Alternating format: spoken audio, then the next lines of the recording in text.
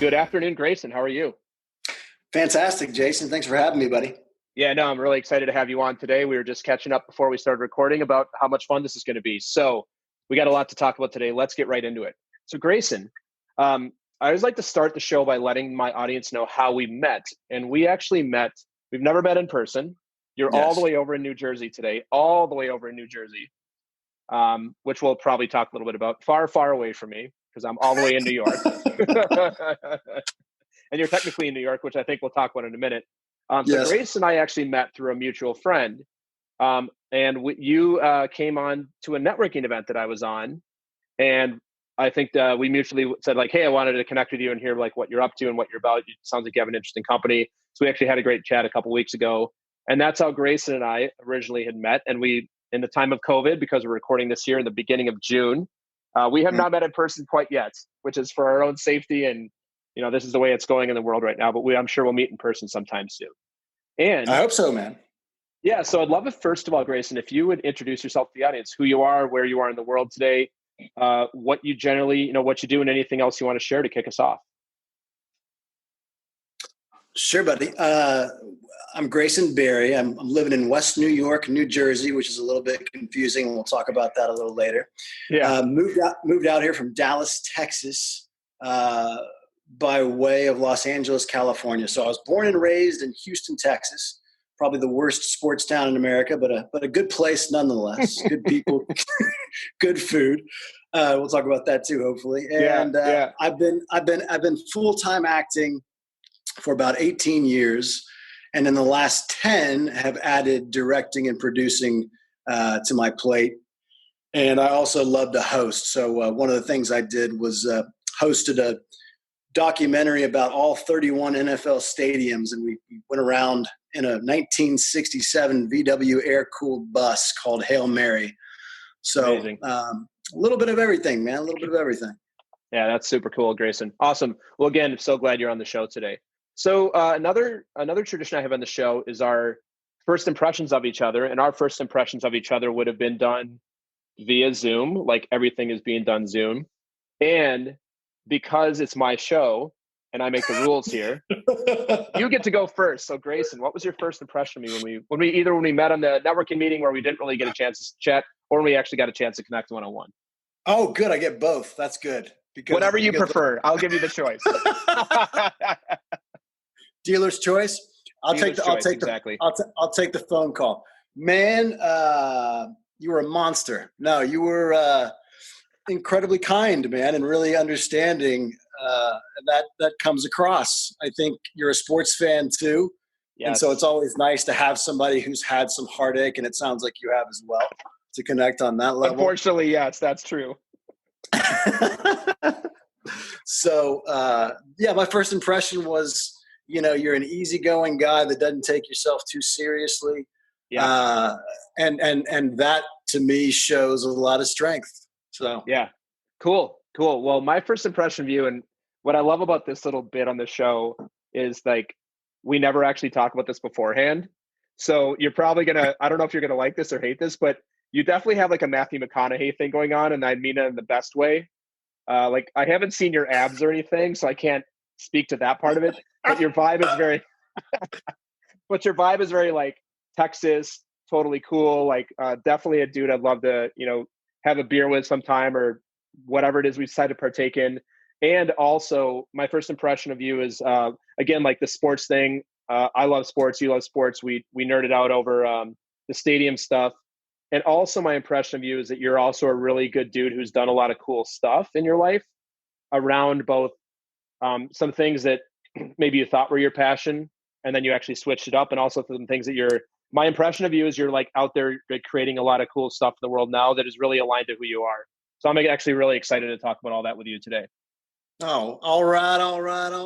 There it is. Nice. Have you ever gotten that before on the Matthew McConaughey thing? First time for everything, man. No. Oh, there you go. I've gotten some really weird ones. Like I've gotten some Dana Carvey's, which is really it's interesting. You're not seeing that, but yeah. Well, no. Swing. Yeah, exactly. That's funny. Cool.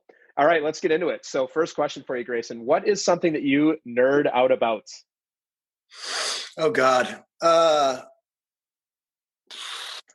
Let's go with I got to go with Houston sports, man. It's ridiculous. It's been an addiction that, since I was a little kid, reading the sports page, front to back. And then my mom was an actress back in the 60s.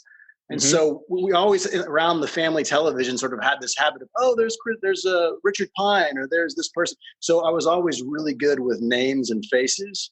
And so I'd always know the lineups top to bottom in all three major professional sports: football, basketball, and baseball. And that helped me later on. But yeah, that's my that's something that I definitely nerd out about. I'm way too passionate and emotional. With my opinions on that stuff. So yeah. Yeah. Well, so I have a question for you. You were born and raised in Dallas, you said, right? Houston. So you're born and raised in Houston, but you're in Dallas now. No, I heard Dallas. I'm so sorry. I lived in Dallas most recently. You're right on. So I was born. It's a long, circuitous route to West New York, my friend. I started. I'll go through it really quick. Raised in Houston till I was 19. Went off to Southwest Texas State in San Marcos, Texas, for 2 years of college. Transferred to University of San Diego, the small Catholic college. Took my first broadcasting job in Santa Maria / Santa Barbara, California. Moved back to LA to act in 2002, or for the first time, I should say. And then stayed there for about 7.5, 8 years. Moved back to Houston to take care of my dad, who passed shortly thereafter. Stayed for about another year. Moved to Austin. Lived there for a year, where I met my now wife. Then I dragged her back to LA. God bless her. And then we stayed there for another 2 years through 2013, moved back to Texas, this time Dallas. So we stayed in Dallas through 2016, and that's when I moved here, and that's where I met you, buddy. Gotcha. Okay, gotcha. That makes sense. So, I feel like you have a love-hate relationship with Houston sports, obviously, because you said it's your passion, but also something that you seem to have a lot of angst about. So I'm curious, what is the angst about not winning, or what's that angst all about? Yeah, in short, it's about not winning, but the bigger picture there is that ownership in Houston has been that good old boys club since the dawn of man, right? So it's, R.I.P. Bob McNair, but he was sort of the embodiment of that. Hey, we're going to get your hopes up. We're going to get you just enough pieces to get everybody excited, but we don't have anything that's really going to solidify any kind of championships. And that's frustrating. We're such a stepchild because we're the fourth largest city. In fact, we're bigger than Chicago metropolitan if you include all the other surrounding neighborhoods, and yet we get no love, no respect. And I mean, we shouldn't. We have 2 titles, and those both have asterisks by them. And I think cities like Pittsburgh and St. Louis and smaller towns, but have a much better championship culture. So there you go. Yeah, one of the also things you get with Houston sports is arguably the best baseball uniforms of all time from the 80s Astros, other than maybe the 80s Montreal Expos. those brick Astros things were oh my God, those are so horrifically retro beautiful at the same time. Oh, the rainbow. Sure. Yeah, the rainbow. Those are phenomenal. Yeah. All right. So next question for you, Grayson. What's something that's inside of your comfort zone that might be outside somebody else's? And I'm going to caveat this one because I know enough about you to know that you're an actor and you're a film director, and which we're going to talk about. So I'm going to caveat and say, give us something that's besides getting either in front of or behind a camera and acting or directing. Absolutely. Okay. The first thing that pops into my head is walking down a dark alleyway at 3 a.m. or doing really silly stuff. I don't know why that is. I guess I've come from a relatively solid background, good parents, grew up in a nice neighborhood, etc. Yeah. And so I always like to challenge myself and get it out. I guess that's kind of in my comfort zone, to ride home at late on the subway by myself, or to, if my mind says, oh, hey, maybe that's a route I probably shouldn't take, I'll make myself take it. I don't know why that is. Wow. It's not a death wish. It's not a death wish, I don't think. Yeah. But it's just, I'm not a super big guy either. And I think I'm always, this probably plays into the acting thing as well. Like, appearances can be a bit deceiving. And I think I've always had a bit of a chip on my shoulder about being able to do more than maybe at first glance. So, yeah. Okay. Man, there's a whole lot of good stuff there, but I'm gonna move on to the other part of this question because I'm so curious now. But maybe I'll reserve that for maybe later in the episode. So, vice versa for you, Grayson. What's something that is outside of your comfort zone that would be inside of somebody else's? Outside my comfort zone would be inside someone else's. Well, dancing. That's a great answer. I mean, I was a great break dancer in fourth grade. Now I don't want to don't. I'm sure. I have no doubt. The cardboard, the windmill. We even had a little gang. But no, I'm a really bad musical theater. Now that I've come to the East Coast, I did a musical recently just because it scared the heck out of me. And so when they went through the dancing rehearsal, it was clear that, one of these pieces did not fit with the others. And it was like, hey, Grayson, I'll tell you what, why don't you just get back behind this little group right there and just kind of, love your enthusiasm, buddy. Thanks so much. Yeah, that's funny. That's awesome. Dancing.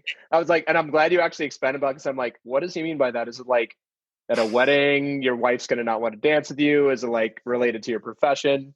That's funny. If they needed a backspin, I'm your man. But so rarely. Yeah. So do you feel like, let's say that you landed a role on Broadway and they loved everything about you and they're like, yeah, we need to improve your dancing. Do you feel like with enough enough practice and rehearsing and work, you could actually do anything you wanted to, let's say in a Broadway show or a musical theater? Or is it is there actually a thing that you couldn't quite get to? No, well, I mean, it depends on how advanced it is, Jason. But I don't know if this has ever struck you watching a Broadway show. But a lot of times they're not really, all out singing. They're sort of talk singing or almost squeak singing. You know what I mean? And the dancing can be minimal. So I would say, I can absolutely learn to do a little, what do you call it? Step change and all the little, I mean, the basics I can do that. Yeah. So you could probably be in something like Hamilton, but maybe something like Rent might be a little more challenging where it's like full on dance number type stuff. Yeah. I'd be lost in Rent for sure. I see you swinging from the, I don't know. Have you ever seen Rent? Yeah, I have. So the first tour in San Diego. Oh, wow. Yeah. So you see yourself swinging from the roof, from the rafters of the warehouse that they live in. Maybe that's not a thing. All right. So if any casting agent is listening, you might not be the first choice for the Rent revival, but you might be perfect for something else that requires a little bit less dancing and a lot more of everything else talent. That's it. Awesome. I love that. That's cool. Well, thanks for sharing that, Grayson. Next question I have for you, and you're obviously by definition a public speaker. I think actors and actresses are by definition, you're doing that all the time. You're also, and we're going to get into, I'm not going to spoil it, but you also earlier in your career, earlier in your life, you had a different career where you were speaking in public all the time. So in this case, I'm going to give you a hypothetical scenario where you have 5 minutes to deliver any speech you want to the world. What is it that you would give your speech on and why? Oh God, no pressure. No pressure at all. So what's my setting? So 5 minutes, I can deliver any speech and I'm talking anything to the world. You're talking to the world. So this is like a speech that, you've got television cameras. People are going to watch it live and it's going to be recorded. So people can go you got to watch a speech by this dude, Grayson. What would be the message? But you only get to do it one time for 5 minutes. What do you want the world to know? God, I guess my first instinct would be that we don't know anything. The overarching message would be we need to be better to each other. And, I tell you what I love about sports so much, I'm always bringing this back to sports, but it's true, is because how parallel it is to what's happening in our country, the abuse of power and things like that. Now, while I can't, as an actor, I steer as far away from politics as I can. But what I love about sports is I can rant and rave about sports and still deliver the same message. So I guess my speech would have something to do with, turn off your TVs. let's get together. And what I love the most about New York City, Jason, is that anytime I'm feeling depressed, man, I can get on a bus. And as soon as I get on that bus, my depression is lifted because I look around and I say, look at all these people who are suffering exactly the same way that you are. and then you get down to the city and it's like everybody's helping everybody, man, whatever race, whatever orientation, whatever gender. You're seeing people pick up baby strollers and carrying them up the steps of the subway. And I'm like, everybody who wants to yell and scream about, the issues needs to come to New York City and see how they operate on a daily level. So my speech would have something in the vein of that. I love that. I was thinking about what you were saying, and I said, definitely the first time on my show, and probably the first time I've ever heard that when I'm feeling depressed, the thing that gets me less depressed is climbing on to a New York City or New Jersey bus. Not generally like the thing of like, you know what, I need to pick me up today. Let me go ride public transit to the Port Authority. I'm going to Port Authority. That's what I need for a pick me up today. That's it, man. That's it. That's cool. Take the L. Take the L. No, that's true. That's really cool. I agree with you. It's I've lived in New York now for 15 years, a little over 15 years, and it's a weird place because everybody seems so successful, and yet everybody's kind of miserable, but also kind of willing to help. Always like willing to help, and then also kind of on like a crazy time constraint all the time, but willing to help if you ask. It's like a New York City to me is a very strange paradox, and it's always an opposition of itself around all these things. Like you said, like, wow, some of the wealthiest people in the world live in New York City, and yet people seem to generally not be that happy in New York City. But then there's so many things to do that you can do to make you happy, but then a lot of people do those things and they're not happy. Like that's just this constant thing. Well, but I guess you've uncovered the secret sauce. You should sell that as part of your business. Is ride more buses. You also buses. have to wait. What's the secret sauce called? Ride more buses. Right. take the jitney. No, I think my purview is also coming from time spent in Los Angeles. Okay. So that's the context behind all this. It's like, you think you're miserable in New York, go out to LA as an actor. I get it. That's awesome. It's the always sunny. It's the Always Sunny in Philadelphia episode where Psycho Pete, they put him on a bus and they go, "We're sending you to Los Angeles where no one is depressed." Yeah. I mean, awesome. and it is. Yeah. I mean, it's so. To me, I wish I had bypassed Los Angeles altogether and just come straight to New York. I just didn't know. They sell it differently. So yeah. It's funny. You're not the first person I've heard that from who's gone out to California to do entertainment work. Yeah. Cool. Well, Grayson, thank you so much for sharing that. We're going to take a really brief break and we'll be back after that. The Talking to Cool People podcast is brought to you by Jason Frizzell Coaching. Jason works with amazing people who are looking to find and develop their passion and purpose and create their journey to wherever it is they want to go. Check us out at jasonfrizzell.com, Facebook, or on Instagram. Jason loves hearing from anyone who thinks it would be cool to connect, to be coached, or to be a guest on our show. Email him at podcast@jasonfrizzell.com or DM him on Facebook and Instagram. And now, back to some more amazing conversation on Talking to Cool People. All right, Grayson, welcome back. Yes, sir. This is the part of the show where you get the opportunity to share kind of your journey, and you've already done a little bit of this, kind of the places you moved around to. But love to hear from you about, your journey from, I know you had a pretty cool, what people would think is cool career early on out of college. What led you to that? What led you to acting? And then anything else you want to share about your journey to what led us here to, to early June in 2020 and what you're up to today. Wow.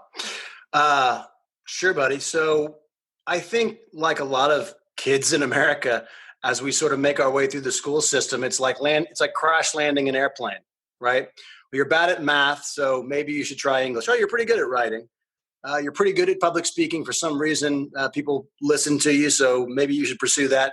And that led me to taking on a more active role in my fraternity at Southwest Texas State, and sort of promising the moon and stars there before I left for San Diego, a bigger opportunity. But I really enjoyed sportscasting. I really enjoyed writing. I did play-by-play, football, basketball, volleyball, early in college, and continued on even in Los Angeles. Found a company with Cox and Adelphia Cable out there where I do the game of the week, and loved it. So cool. I get my first job at Fox and CBS on the Central Coast for KKFX, KCOY. And it was a rough road. I sort of, to be honest, I kind of lied to get the job. I said I could edit. I couldn't edit. I said I could shoot. I couldn't shoot. So it was like, my footage those first couple of weeks was, I try and white balance the camera, and the footage would be whatever color the team's colors were. Oh boy. So if anybody ever finds like an outtake of that, and it shows up on news bloopers on YouTube, I wouldn't be surprised at all. Yeah, but that's funny. I was able to weather that storm and really thrive. And I'll fast forward to the end of my contract. I was with a big agent who found me a weekend affiliate job and with the ABC in Denver, Colorado. So I would have been covering Broncos, Rockies. And I just said, no. I said, I'm 27. It's time to do what you've always wanted to do. And while I still had hair on my head, and I wanted to be an actor. So I moved to LA, not knowing about New York. And in 2002, and just started from the very bottom. Did extra work. Yeah. I was a terrible extra. Got in trouble. What does that mean? What does a terrible extra mean? I'm curious about that. Sure. So I'll give you a story that sort of sums it up. So yeah, it's hours of doing nothing, right? But I would use the time efficiently, Jason, because that's just the kind of guy I am. So I would leave and go run errands after I sign in. I'd go pick up headshots, get a haircut, whatever one would do to maximize this 8 hours. Come back and sign out. Unfortunately, one day on I think it was Waiting. No, what was the movie? I can't remember. I'll come back to that. But yeah, basically they had been holding a shot for me for like 4 hours. Why they would be holding a shot for waiter number 3? I don't know. But it was like, are you waiter number 3? I don't know. Did you get a haircut? Oh, yeah. So I was made an example of, and the girl, my ex-fiance, the girl I was dating at the time, said that I was used throughout the week as a cautionary tale. And so, so let me get this straight, because when you're an extra, when you sign in, you get paid, right? When you sign out, yes. Right. So you signed in, and then you went and did some other stuff, and and they weren't happy that you just weren't there when you were getting paid to be the extra. I'm shocked to hear that, because I'm being sarcastic. That seems like something that most people, like producers who are financing a film, would not be down for. I don't know. It's such a. I mean, it is. One thing that hits you like a ton of bricks, Jason. I was telling a friend the other day.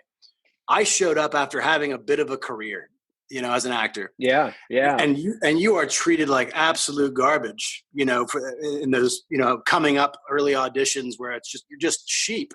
And so I sort of had this thing like, wait a second, who came before me that screwed this up so royally that you're treating me this way? Like, because, we're probably, you're probably as, if not more educated than the people in the room, and you're being treated like a piece of meat. And I'm like, I'm getting this whole actor stigma, thing thrown at me, the, flaky actor, he's late, or she, they so but my point was, I did see it from the ground up. I wrote some good, good skits while I was on set, did that. So my dad passes or gets sick in 2008 with small cell lung cancer. So I moved back to Houston thinking my career's over. And at that point, I'd done, a series of horror films. I did a national commercial for Wendy's. So I did a print ad for TGI Fridays. I'd had a little bit of success, and I was just starting to kind of book regularly when my dad got sick. And so I thought, well, I'll figure this out. Maybe I'll go back and be a sports anchor. Moved to Houston, and everything blew up, because at that point, in 2008, as you know, the economy went south. Yeah. And so TV and film started shooting everywhere else. And so while I was in Texas, my agent was, I was sending taped auditions to Atlanta and to New Mexico. And so that sort of leads me up to the present. I'm skipping a little bit of stuff, but that is primarily how I've made my living here the past 4 years exclusively as an actor. Is I have 4 agents across the country, and I book work in New Mexico and Georgia and Texas and even Ohio. So yeah, very cool, man. Yep, that's cool. I have a few questions for you if you'll humor me. Of course. Even if you want, I might ask them anyway. What's the favorite role you've ever done? This could be TV, could be, I'm going to assume it's not a commercial, but maybe that was your dream, or even something you've done in theater. Like what's been the favorite role you've had, or either that or the favorite like show or movie that you worked on? I'll give you a 1A and 1B. Yeah. 1A is Butch Cassidy from Gunslingers. I got to rob. Okay. I got to rob banks and ride horses. I didn't stop smiling for about 3.5 months. That sounds. You're taking a kid from Texas and having him go do that. That sounds perfect. Forget it. Yeah, it's heaven. That's awesome. As close to heaven as I've ever been. Yeah, and that's awesome. 1B would be playing Robert Durst on Murder Made Me Famous. That was real quick snapshot of that. The first AD, she was a girl who had worked in New York crew forever, and she wasn't talking to me the first 3 days of shooting. And I was like, oh, that's interesting. She must just, not like me or be unkind or whatever. I don't know what's going on, but she's not giving me the time of day. When I wrapped the shoot, she came over and she said, Grayson, I just want to apologize. I saw you berating these women as this character, and I just sort of, my mind melded you and that guy. And she's like, wow, I didn't realize you were actually a nice person. And I was like, that's the greatest compliment I've ever gotten. Oh my God. Yeah. It's a huge acting compliment. So those are the two. Did you perfect the Robert Durst voice and accent? Like the way he talks? I did my best. Yeah. I'm not going to ask you to prove that on, maybe that'll be episode 2 of the Grayson Barry series where you can do the impression of Robert Durst for us. Cause I know he has a very, like I watched the documentary, he has a very distinct voice, obviously. Oh, and the twitching and the blinking. And the twitching. Yeah. Did you ever see the Ryan Gosling movie? I never did. Is it worth watching? Yeah. It was pretty good. Yeah. It's Ryan Gosling, and I believe Kirsten Dunst is the female. I believe it's it's Kirsten Dunst. It was actually pretty good. Yeah. I like both those actors. All right. Yeah. Yeah. You check that out. So next question for you about acting. If you could play any role that's ever been done in film, like, and you could actually replace that thing. So I call this my Quentin Tarantino question for actors. Sure. Like alternate reality. It's like if you saw Once Upon a Time in Hollywood, like the fantasy that Leonardo DiCaprio's character has about actually playing the Steve McQueen character in Great Escape, which is just brilliant, hilarious, absolutely hilarious. Like if you could take any role of any film and be like, I'm going to play that role instead of the actor who played it. Do you have a role in mind or something that come to mind that you'd be perfect for, that you'd love to do? Sure. How about Emil Hirsch in Into the Wild? Oh yes, well, that's a great role and great movie. Sean Penn directed that, didn't he? He sure did. Yeah. Yeah. It's a great movie. Yeah, that and maybe anything Mark Wahlberg's done. Okay, hold on. Anything Mark Wahlberg's done? Well, let's say, yeah. See, I painted myself into a corner. You're gonna throw The Happening at me, aren't you? No, actually, I was thinking like, yeah, I could see like The Departed, great, even like Ted. But Mark Wahlberg has done some pretty god awful films over the years. I call him. He's done some. I mean, he's a great actor, but he's also the guy who's like, it's like, hi, I'm Mark Wahlberg. I'm here for the paycheck. Kind of like acting where sometimes you're like, why are you like he did a Netflix movie that I didn't see that it just looked awful. Like one of those action films that it has like no anything besides just Mark Wahlberg blowing stuff up and shooting stuff. Which, hey, if I'm getting paid 10 to 15 mil to just like spend a few months on a set to do that, I'd be totally down for that too. Of course. Yeah. Oh, I got something for you. Transformers. Yeah. Would you play him in one of the Transformers movies without the paycheck? Yeah. Ouch. Without the paycheck. And Michael Bay screaming down your throat every second. Right. I mean, the short answer is yes, because there's just nowhere that's more fun than being on totally. set. Oh, Right. totally. But yeah, no. I mean, I was thinking more like I loved him in Lone Survivor was great. Oh, it's great. Yeah, it's great. I love my vein of gold, Jason. If I have one, is playing the reluctant hero, the guy that stumbles and bumbles his way into success, but never knew how the hell he did it. Yeah, and so that's sort of my comedy is actually my first love. Yeah, I'm trying to think of. Oh man, the first thing that comes to mind for me, and I don't know why I went there, is Steve Carell in The 40-Year-Old Virgin. He's like the ultimate hero, but he has like the ultimate hero's journey in that movie. He does. He's the archetype, except minus the chest hair. Minus the chest hair, right? Kelly Clarkson. That's right. That's awesome. That's awesome. Well, thanks, Grayson. Thanks for sharing that. Real quick, what are you up like? I know you do a lot of acting today. You also do something else pretty cool. I wonder if you wanted to spend just a couple minutes talking about the other part of your business and the other part of your life that you're working on right now. Absolutely. So, Jason, there's a ton of question marks. I mean, for everybody in the world. I don't want to paint the entertainment industry as special, but certainly in the entertainment industry, which is the world that I know somewhat, there's just no signs of life for anybody. And so you start with studios and networks. So I started looking around because I produce and direct independent films, and most of these we shoot in Texas. So we've recently launched a horror anthology in the spirit of Creepshow or Tales from the Crypt, or even, a more recent one, Trick or Treat, called 9 Lives. And it's 9, really brilliantly written horror short stories with a through line that's basically our greatest inventor is running for his life because he has the knowledge that the world has basically pulled the wool over humanity's eyes, and he can reveal that. So that's sort of the through line. Yeah. And we've got just amazing writers, and man, it was the impetus was what I just said. We're a team. I have a very close knit group of friends and crew, and we've worked on tons of stuff, and we just wanted to get back to work and involve as many people as possible. And people love horror, man. It's a genre that I know it's tons of fun to make. Maybe not as fun to watch some of the B-level, B-grade, but every one of these stories we have is, thanks to our authors, is phenomenal.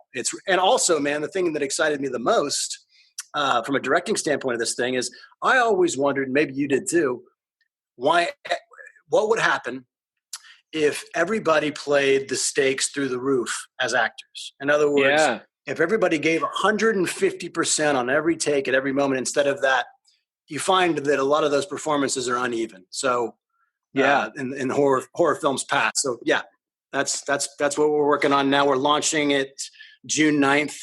And we couldn't be more excited, man.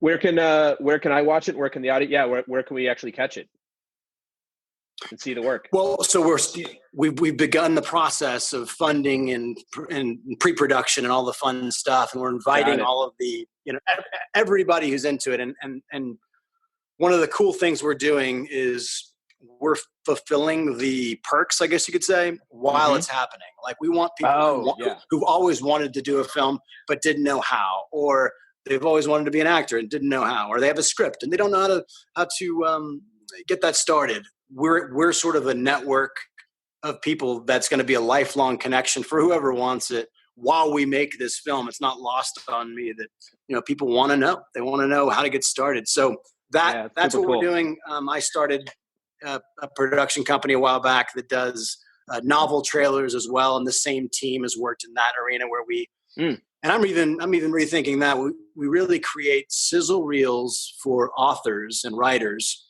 to get them TV and film adaptation. So you get a trailer for your book if you want to go on tour and sell more books, but you're also getting to the table with TV and film producers to discuss adaptation. So that's really cool, Grayson. That's awesome, man. Well, I know you're killing it out there. Best of luck with everything. And yes, some COVID stuff that's restricting some of that. But it sounds like in some states, some of the set work and location stuff is getting back, is coming back pretty quickly. Is that accurate? I haven't seen that. I know in Texas, I've reached out to the location owners and the production insurance, and we're a go as long as we follow the COVID rules, which we will. Yeah. Atlanta or Georgia and New Mexico will probably come back online a little faster than Los Angeles and New York. But, you know, I signed with a new agent the other day, so maybe that's a good sign. I don't know. There you go. Yeah. Well, yeah. Best of luck of everything you're doing. So next question, but not really a question. This is the chance for you to put me on the hot seat and ask me anything that you want to know. So anything you want to know about me, my philosophy, my sports woes, anything you want. This is the part of the show where you get to ask me anything. Think of it as a Jason AMA. Grayson, what would you like to ask me? What would you like to ask me?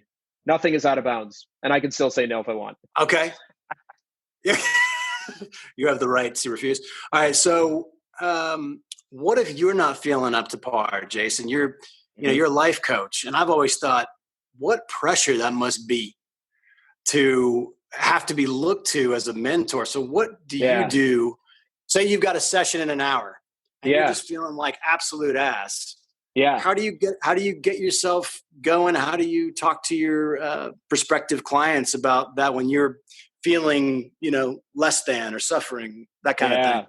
No, I love this question, and it's very applicable because I'm originally from Minnesota, and so the activity over the last week with George Floyd is like literally hit close to home for me. And I actually found out Friday that I went to high school with a cop. He is 2 years older than me, but he went to my high school. So that like kind of took me out a little bit. And it's like one of those things where like, I don't know him. He didn't know me. Like we're not affiliated in any way, but it's still like, wow, that's a small world. So I have not been feeling great. Like there's some embarrassment, there's some guilt, there's some like I think a lot of people like, what's wrong with the world? So like, this is a very applicable question because I'm honestly not feeling that great right now because of that plus COVID and just, the world feels like kind of a mess right now. So to answer your question, it's a perfect question. In the coach training that I went through, and now I actually help lead, there are tools that we learn how to use to actually have ourselves ready to coach people even when we're not in a great place. So there's a couple things. There's a number of things actually. So one of the things is it's called a clearing exercise, and it's something that you can do in your head. You can depending on how you process. Some people like to write things down. Some people like to do it in their head. You can speak to somebody else. It's a way to get yourself clear of anything that you're holding, at least for that session, so that you can show up powerfully for your client. And what we say in coaching is like you're not serving your client when you bring your stuff to their sessions, because it's all about the client and what they want to create. And if you're in there, and it's also, we're big believers in like the energy that you give to your clients, like even on a Zoom meeting, like the space that you create. If you're bringing your stuff energetically, that's likely going to be something your clients do. And my guess is, I actually think there's a lot of this that's related to acting as well, is my impression. Like I do improv, and like if you're bringing like your, like let's say that you're having a crappy day and you're trying to play this big role, and you're bringing like even like a weird energy at all to your acting, it's likely that your scene partner or your scene partners are going to pick that up. It's going to affect the way the scenes go, or it's going to affect your acting. So I'm actually I have a question for you after I finish answering your question. So that's the first thing, is like clearing. I think there's also like, it's just a skill you build over time. In like the best coaching is generally you should be a mirror for your client. So you're not actually telling your client what to do. You're not giving them advice. You're not like you're like, hey, like, yeah, man, I hear you. Like, it sucks. It's more like you're a mirror. Like, hey, Grayson, it sounds like you're really upset about the thing that just happened last week. Where would you like to go from here? Like mirroring back and being a flat surface versus something that like either brings your own energy into the call, or you some coaches struggle with like soaking up the client's energy. So a lot of clients will show up, like you said, upset and break down, have a lot of feelings. If you go in, and there's nothing wrong with acknowledging those and being there for somebody, but if you actually take those on, that can be challenging, which is like, if you ever heard, like most therapists that I know usually have a therapist. It's called, I think in therapy, it's called transference. Coaching is the same. all the good coaches that I know have a coach to say like, hey, I had a session with Grayson and I showed up powerfully for him, but I realized that it triggered something in me, or like there's something that, like I'll give you a great example. Like you could potentially have a coach that had a father who got sick. And so like when you're in a session with your client, that can be like, oh, that I realize that that's bringing up feelings for me. So you actually get trained in how to, you don't try and push it down, but you just keep yourself as like as a mirror for your client. And then, yes, as human beings, coaches are human beings too. Yeah, then you go to your coach and say like, hey, I realized that I had a session with Grayson today and it really brought up some stuff for me that I realize I'm not clear on, or that I need to work through either with a therapist or with your coach or whatever. So yeah, the way you do it is they're actually trained in how to do it, which is I think what sets well-trained coaches apart from a lot of other people that they're coaches, like they're great coaches, but they don't necessarily have like the actual ways to do these things. Right. Because it actually be very detrimental to say to a client when they're like not seeing possibility, they're not looking for breakthroughs, and you disagree with them. Because that's not a coach. A coach's job is not to get into your client's shit with them.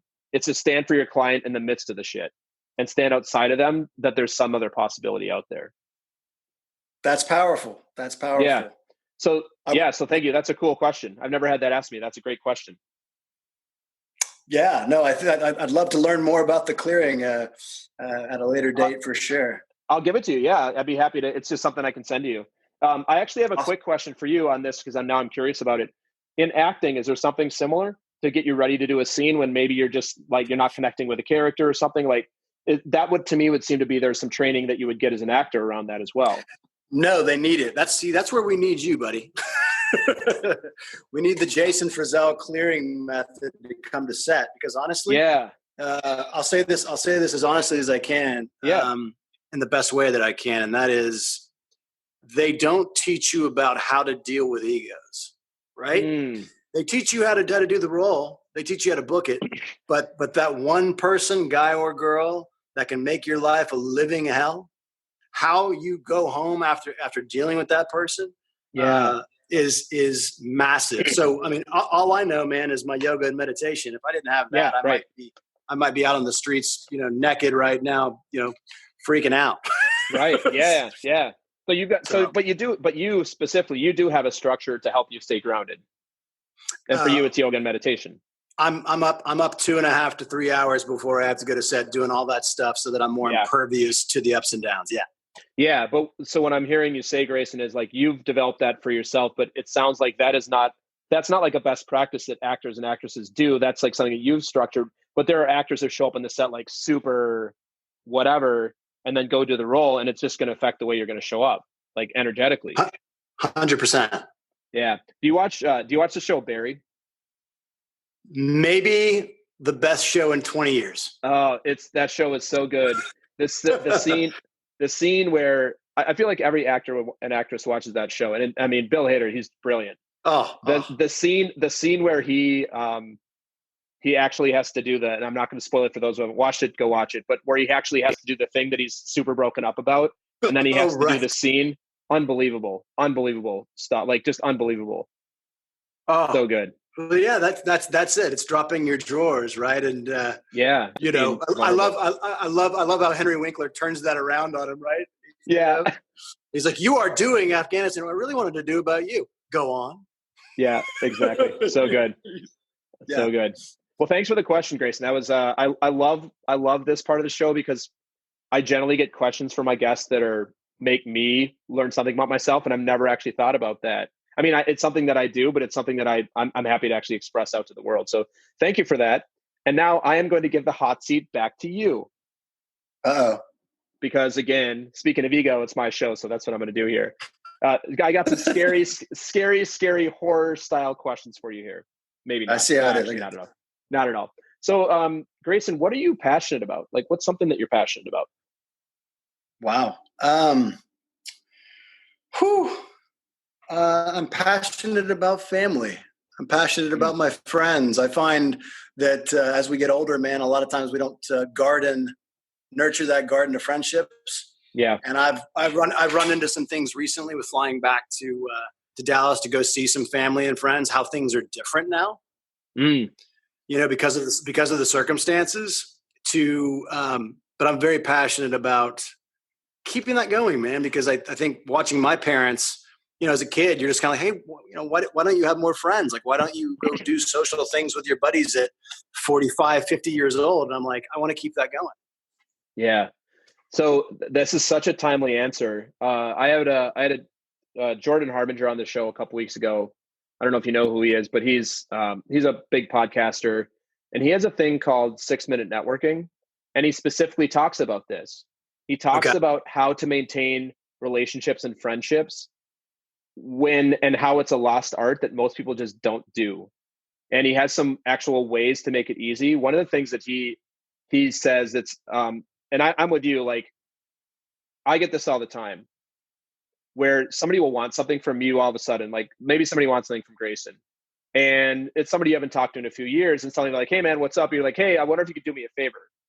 And you're kind of like, hey, good to hear from you. And like, this is how we're going to start the call versus right. Like maintaining that relationship. Like, hey, what's up with you? Like every few months checking in, not saying you're going to talk every week, but just like maintaining that relationship so that when you do need something, and you don't do it for this, but when you need something, people are like, hey man, it's, like we've talked a few weeks ago. I know you had that project getting off the ground, ran into a bump. I'd love to help you out versus like, yeah, you're not important enough to me until I actually need something from you. And so what Jordan recommends, and I'll give a little plug for his thing. It's called 6-minute networking. It's on his website. He actually says he has a practice of going through his text messages once every 3 months, and he goes to the very bottom of them and texts people like 10 a day. Yeah. Of just like, and I think that's such a cool, easy practice. So just like, hey man, it's Jordan. Like we haven't talked in a few months. Just want to see if there's anything I can do. Just checking in. Anything I could do for you? How are things going with that project? If you remember what people are doing, but not if you're done. Like, I think that's just such a cool way to stay connected with people. And anything I can do for you. Hey, by the way, here's what I'm up to. Let's connect sometime soon. So there's all sorts of cool stuff. And I'm with you. Like I think we're about the same age. Like it just gets so easy to not stay connected with married. Like I have a kid, like you're busy with your business stuff. I'm busy with my business stuff. It's so easy to be like, yeah, I'll get to that person tomorrow.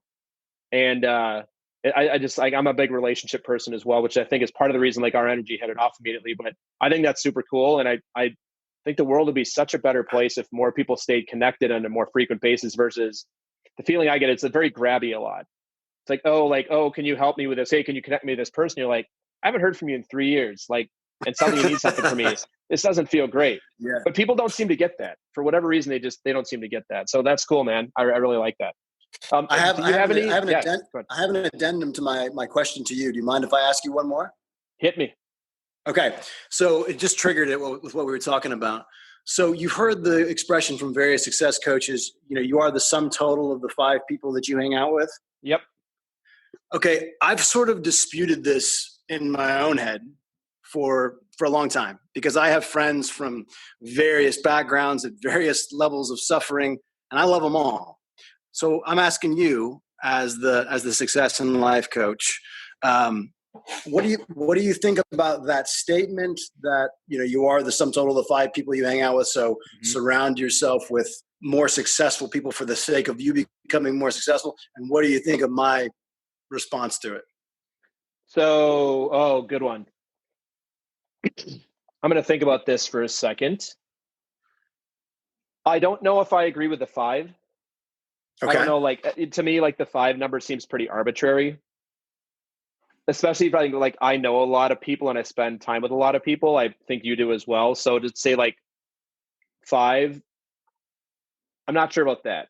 I am 100% on board with the saying is your network is your net worth. And I don't mean that. I don't, when I hear that, I don't necessarily think of that as like, oh, you're going to make a lot of money if you have a good network. It's like your support structure for friendships, for love, for fun, for whatever it is you've got in your life. I am 100% in agreement that the people you spend the most time with create who you are. So for, like I've been married for 11 years, you're a married person.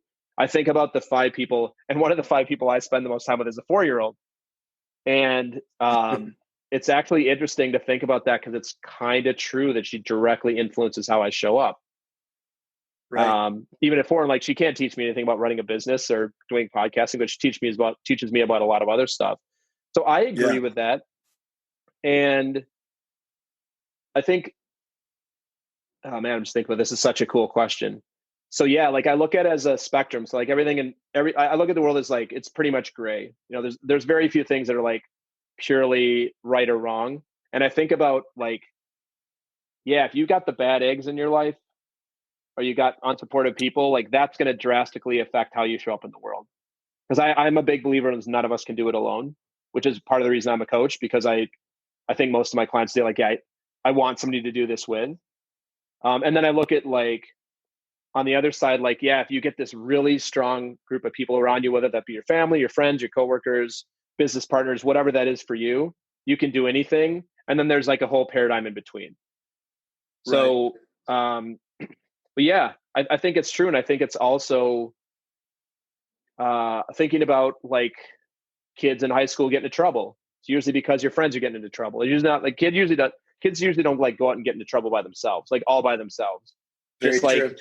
Just like the kids who, it's like a sports thing. Like I played a lot of sports growing up. I'm going to assume that you did. Yes. Like you become better by playing on good teams.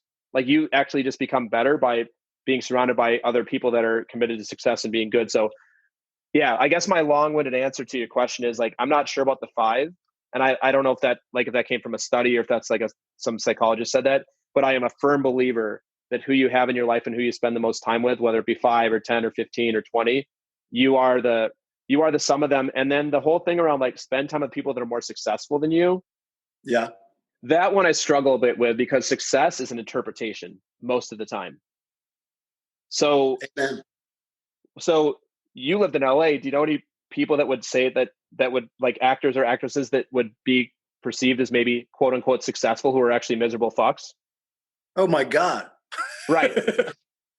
Where do you start? Yeah. Right. Exactly. And you probably know people that have done pretty well and are like happy and are doing good things in the world. So yeah, like to me, like it's like, what do you define success? Like, yeah, if your goal is to be an Academy Award winning actor or actress and you're willing to do anything it takes to do that at the behest of like authenticity, vulnerability, and who you actually want to be in the world, sure, you could probably network your way into getting in the room with the people that could do that.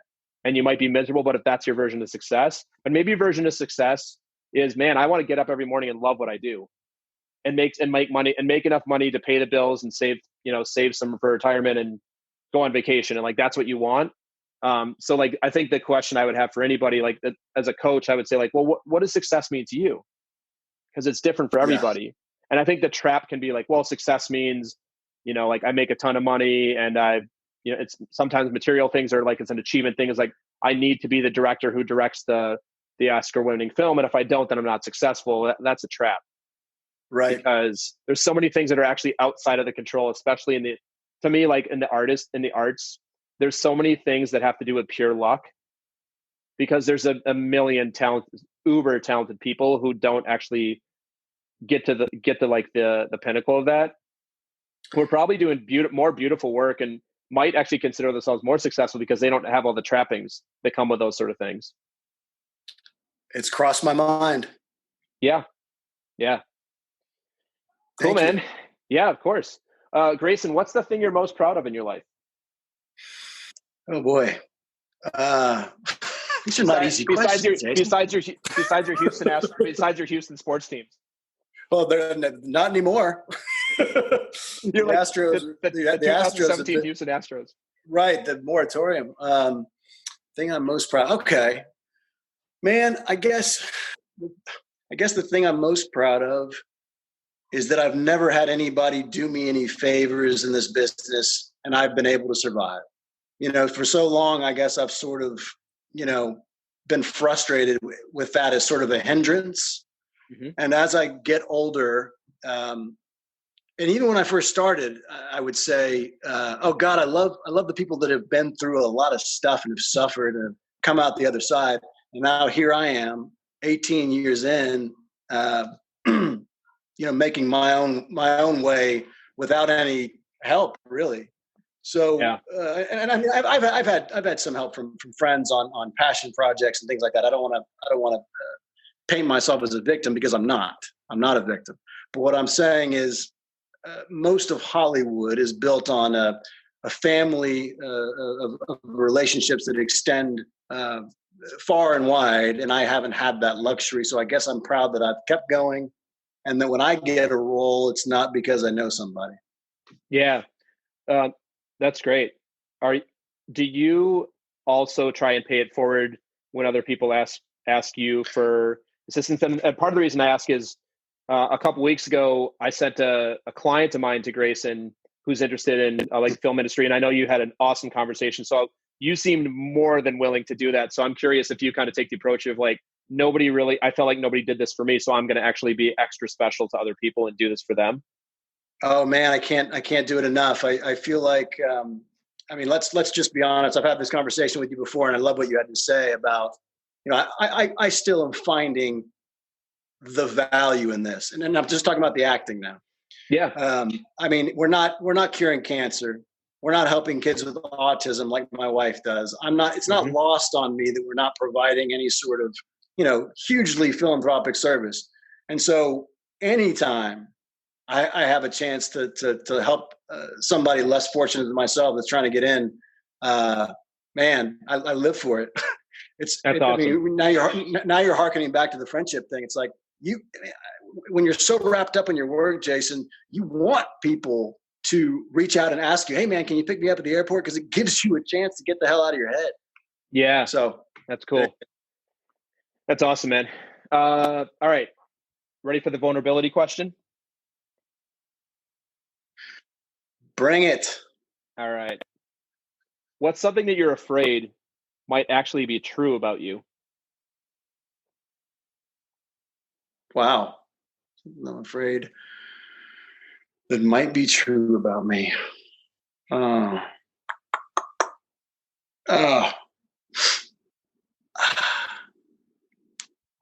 Give me a second. Yeah.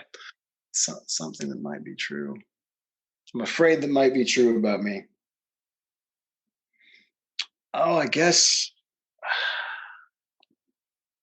the classic, fear that a lot of artists have that we're a fraud, that we're not enough. I mean, in my case, it's the not enough. So that I'm not enough, that I'm not talented enough. I'm not tall enough. I'm not, whatever the flavor of the month is, or I'm not on, social media enough or whatever it is. So that's an ongoing, keep that voice in check sort of existence, Yeah. And you said that's common for people in the arts, or specifically in acting. Is that sometimes the driver is I'm not enough, so I'm going to go play a role to be enough? I think overcompensation is definitely a factor. I'm gonna go as deep as I can for these 5 lines on the show. Even though waiter number 3 is going to deliver the specials for the evening with such power. There are no small roles. Yes, that's right. Only waiter number 3. Yeah, man. So I think that's the constant, the fear. That's where the fear is for me. It's never, when I saw my dad, not to get morbid, but when I saw my dad pass away, I was in the room, and what I took away from that, it's the greatest lesson I've ever been taught. I know Steve Jobs talks about that, but to stay on track, it sort of eliminated the mortality fear completely. Like it's not even in the top 100 fears now.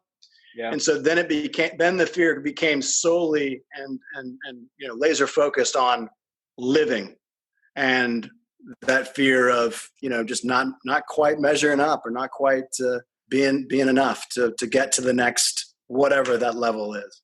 Yeah. Well, thanks for sharing that, Grayson. We're going to wrap up in a couple minutes here, and as I like to always do, love if you would share with the audience where they can find you, connect with you, your websites, if you're on LinkedIn, social media. Yeah, how can the audience find you and connect with you if they want to learn more? Or it sounds like if they want to maybe have a great chat about what it would be like to get into the film and acting industry, and sounds like you're available for those conversations. So yeah, how can the audience connect with you? Yeah, just you can go to graysonberry.com and email me through there. You can go to graysonberryproductions.com. Email me at contact@graysonberryproductions at Gmail. Or did I say that right? Contact graysonberryproductions@gmail.com. Nice. And yeah, I mean, I don't, I'm an easy find, and I'm willing. I'm on Facebook. I'm on Instagram. I'm on LinkedIn, and I love to help where I can. So feel free to email me anytime about anything. Yeah, and I can speak for Grayson. That's true. He actually is. He's the person who says it, and he is definitely available. I have firsthand knowledge of that, so I just want to publicly thank you for what you did for me and for the person I sent to you. He was thrilled with the conversation and got a lot out of it. So thanks, man. My pleasure, brother. All right. Last thing for us today. Love if you would leave us with some words of grace and wisdom, which you've been doing the entire episode, but this is specifically some words of wisdom that you'd want the audience to be able to put onto a Post-it note or an Instagram or like an Instagram graphics post, like something short, sweet. What are your words of wisdom for me and for the audience? Wow. People have written best-selling novels on this, Jason, and I'm given 20 seconds here. No, I'm kidding. That's right. No, that's right. You got it. You'd make an amazing reporter because you ask these open-ended, great questions. Okay. Yeah. So, words of wisdom. I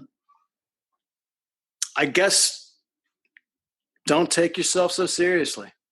Mm-hmm. I love that one. Yeah.